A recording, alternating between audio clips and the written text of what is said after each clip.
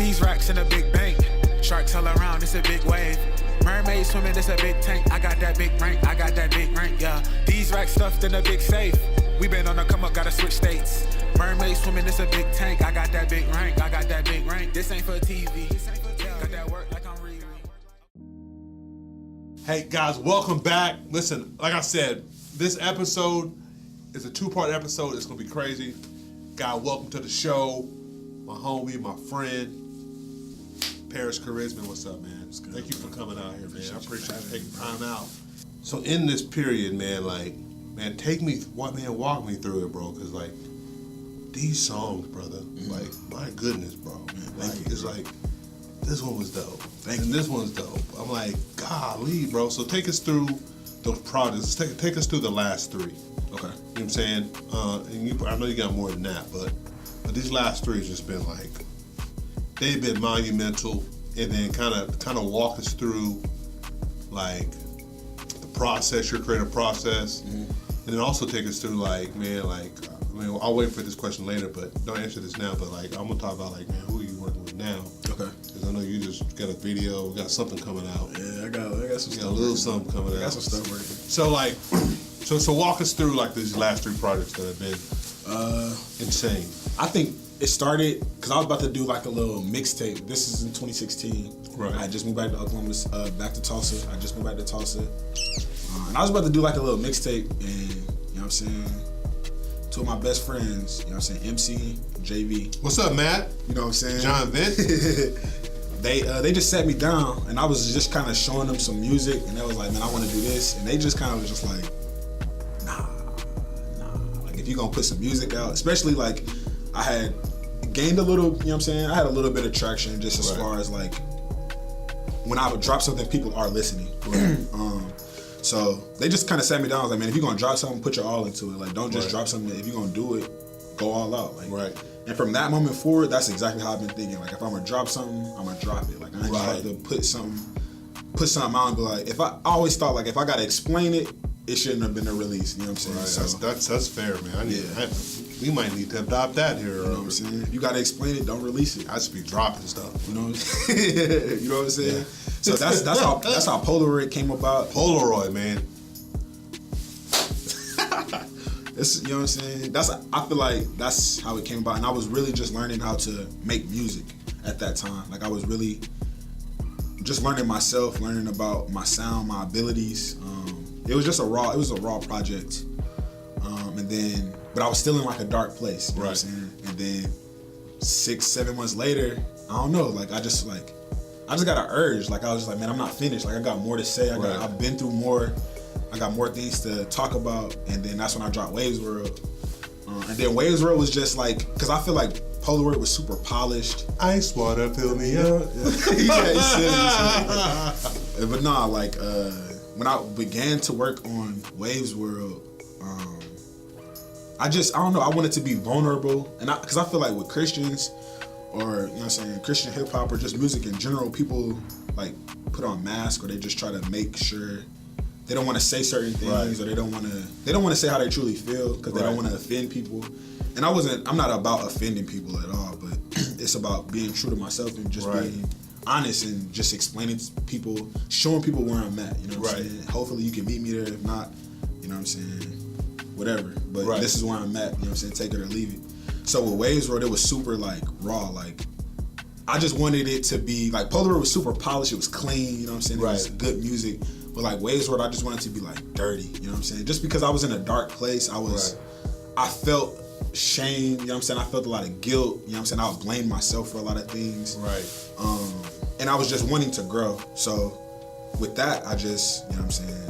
I just put my heart over, you know what I'm saying, beats. Man, we felt it, man. It was so good. Got it mixed. I wanted it mixed grungy, mixed dirty, stuff like that. So, and then fast forward, In My Weakness, my latest project last year. Direct P.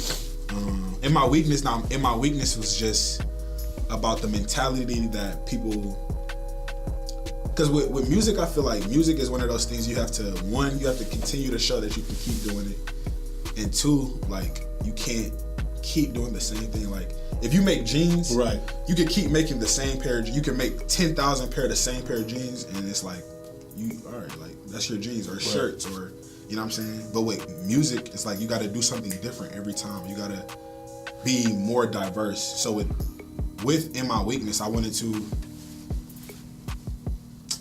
just wanted to show people the mentality that somebody that's not from the church and trying to, you know what I'm saying, change his ways, like just the route they have to go through. Like, how can I be like this friendly, full of joy person when I've witnessed, you know what I'm saying, my friends getting shot, or I've witnessed somebody get beat to a pulp, you know what I'm saying, or I've gotten robbed. Like, how can I just be this type of person? Right. And I've been through so much, so it's just like, just showing people like, almost like just being authentic. Yeah, and just showing people like, man, like it takes time to get where God wants you to be. You know what I'm saying? It's not one of the, just because I make music and I have a lot of people, I have a platform, doesn't mean I'm just this perfect person. Right. I have the same shortcomings and the same habits as thousands of other people. You know what I'm saying? I just have millions of other people. You know what I'm saying? Millions of other people. Yeah. I just have a platform. I have a gift. You know what I'm saying? That's more visible than someone else's. You know what I'm saying? Right. My life isn't more important, or the things that I say aren't more important than somebody who doesn't have a platform.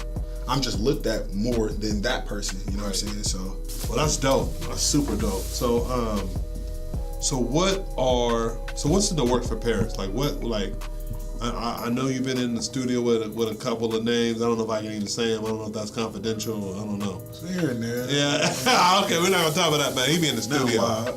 He be in the studio doing some things. But like, what do you got coming? I know I've seen some stuff on the internet. What do you got rocking right now? Man, I'm about to just drop some singles. I've been doing features. I was on Tedashi's last album. Shout out to Dashi. Working on some stuff with, you know what I'm saying, a few reach artists. But right. Outside of that, man, I'm just trying to build my own brand. Right. World 45. All right, say it loud. Say it from your chest. Yeah, let me say that one more time. Yeah. I'm working on my own brand right now. Y'all looking to the camera right now. I'm working on World 45. We coming for y'all. Pause. But nah, World 45, man. We just here for, you know what I'm saying. And it's World 45. Yeah, World 45, man. You see it right there. Okay. Right now, we just starting off as just publishing. You know what I'm saying. Just so I wanted to, you know what I'm saying, get that in line, just because if anything happens to blow, we're in 2019, man. Something What is blow publishing? overnight. Publishing. I had an opportunity. I wrote something or performed something. I obviously get publishing, but I wasn't set up right, so I just took the other deal. Well, publishing is like, okay, so if something was to, let's say I make a song, something was to pop, right. The people that are publishing would be my distribution, which is foundation. My distribution deal, which is foundation. But if I have my own publishing, which is like when it gets played on the radio, or if somebody picks it up on television or anything, like I get paid for it. You know what I'm saying? As long as I'm registered, as long as my music is registered, everything, I just get that money back. And you can miss out on a lot of money as far as being an artist if you don't have your own publishing. So I wanted to start there with us, just to, you know what I'm saying, make sure that our business is in line. Dope. And then from here on out, man, we're just trying to build a system for ourselves, you know what I'm saying, as far as making sure we drop, promoting each other when we drop, make sure we're not dropping on top of each other. Is it a collective? It's a collective. I don't want to say it's a label. I don't want to say it's a group. But it's just, we help each other out. We make sure that we're in line. We check up on each other. Because we're also family and friends. You know what I'm saying? It's not just like a bunch of randos. Can you say the names? Yeah, shout out Zanvis. You know what I'm saying? Zanvis. Shout out The Conversation, MC, Chasing Ryan. You know what I'm saying? JV. Right now it's just us, and we're just, you know what I'm saying? It's just, we're in phase 1. You know what I'm saying? It's still building, but man, this is a part of it. This is gonna go down in history. You know what I'm saying? Come back and look at this 30 years from now. Be like, this where it was at. I'm telling you, man. I was in a venue in 2000 and like I had to be 10. 2010. 2009 to 10. Schoolboy Q. Kendrick Lamar right here, just chilling right there. They was young. They weren't right really there. in yet. Just kicking it, went up there. I mean, Kendrick like, man, thanks for like, everybody thanks for coming out. He had about like 200 people in there. Yeah. And you know where he at now. It's Kendrick now. Yeah, bro. It's like yeah. It's about these moments, you know what I'm saying? About these moments, man. And so hey, so what I'm saying is, don't forget me, bro.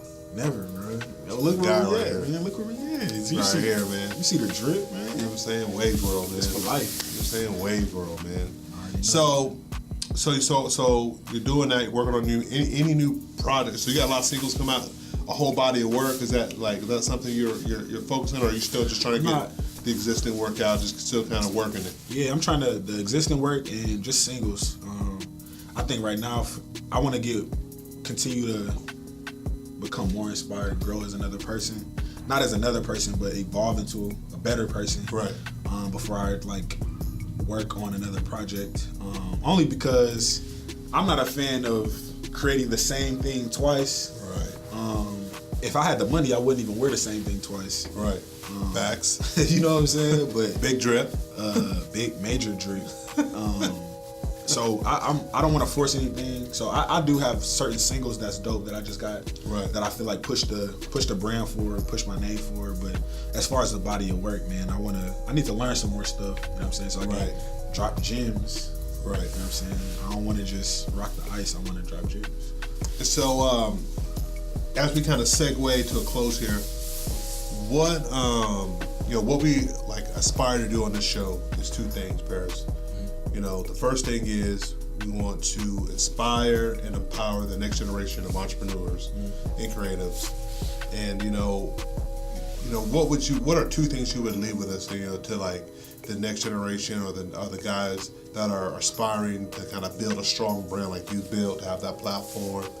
Because you've got a solid brand. People are tuned in. People are listening. People, you got their attention.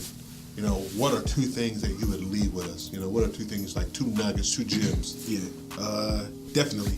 I think two things that I would just leave for, especially the younger generation, is not to chase clout. Wow.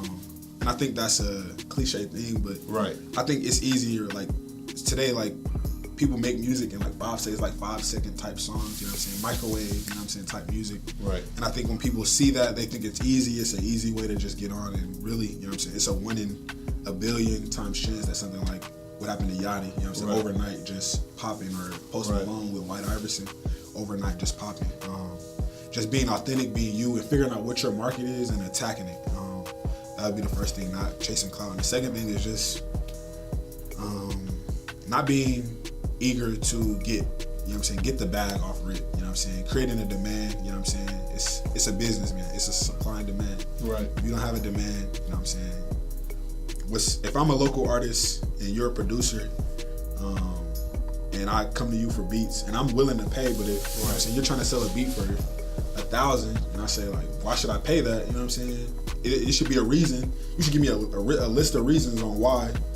You know what I'm saying? Your resume on why I should pay you 1,000 for a beat. You know what I'm saying? When I can go to YouTube, find something that's a tight beat or whatever for $25. And I'm not saying there's anything wrong with either one of those, but what I'm saying is it should be a demand before you try to knock people over the head with a price, you know what I'm saying? So not chasing clout and just creating a demand, creating a brand, creating something solid too, you know what I'm saying? Because I'm not saying those people aren't worth what they asking, but you have to create your worth, you know what I'm saying?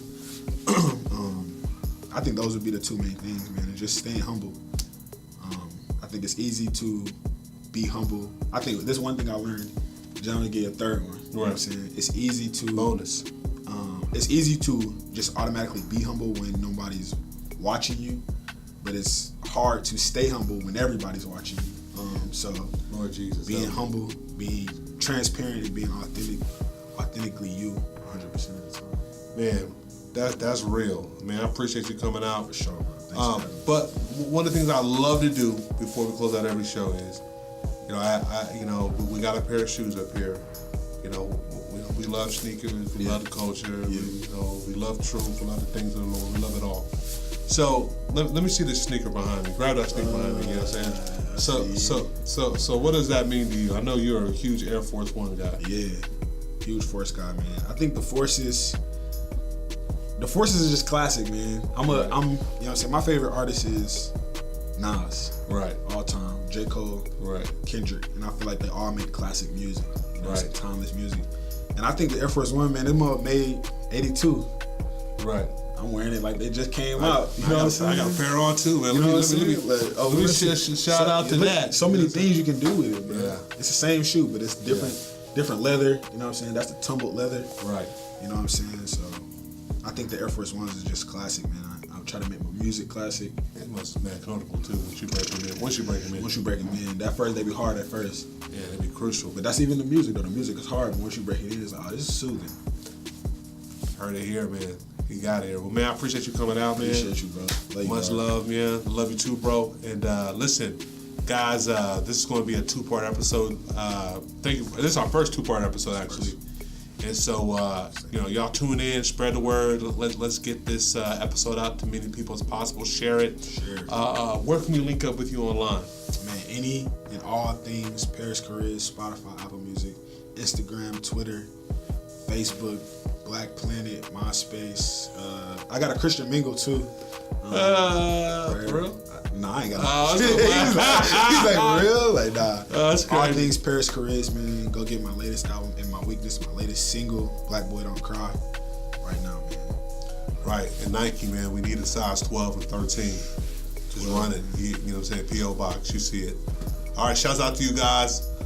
This has been another episode of Fly Die Friday. Thank y'all guys for tuning in. And we'll see y'all next week, man. Fly Die. Love you guys. Peace.